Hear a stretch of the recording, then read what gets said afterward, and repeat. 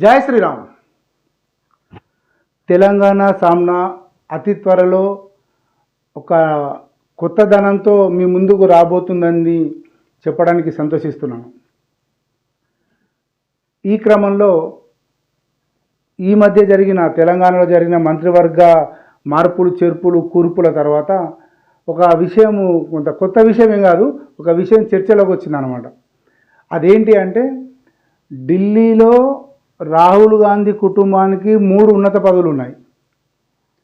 మళ్ళీ తెలంగాణకు వస్తే వివేక్ సోదరుడు, వివేక్ కొడుకు, ముగ్గురు కూడా ఉన్నత పదవులు ఉన్నాయి.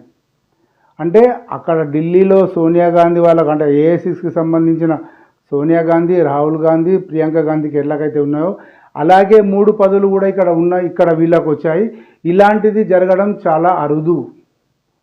అంటే ఒక్కరికి 2 స్థానాలు రావచ్చు. అంటే ఇప్పుడు కోమరెడ్డి రాజగోపాల్ రెడ్డి ఉన్నాడు, కోమరెడ్డి వెంకటరెడ్డి, వీళ్ళందరూ ఉన్నారు. వీళ్ళకు 2 పోస్టులు ఉన్నాయి. 3 ఆ కుటుంబం నుంచి వాళ్ళ ముగ్గురు, 3వ వ్యక్తి లేడు రాజకీయంలో, అంటే ఉన్నత పదవుల్లో లేడు. ఏదో పార్టీ పదవులు అక్కడిక్కడ ఉంటే ఏదో చెప్పలేం. కానీ చట్టసభలో ఉండడం అనేది మటుకు ఇక్కడ మన భారతదేశ వ్యాప్తంగా కూడా చూసినా కూడా ఈ 2 కుటుంబాలకే సాధ్యమైంది అని చెప్పని ఒక టాక్ వస్తున్నది. అంటే కుటుంబ పార్టీలో రాష్ట్ర స్థాయి లోపల అలా ఉండడం పెద్ద కొత్తదనమేం కాదు. ఎందుకంటే బారాస ఉంది, బారాసలో కుటుంబమే రాజకీయంలో ఉంది బారాసకు సంబంధించి.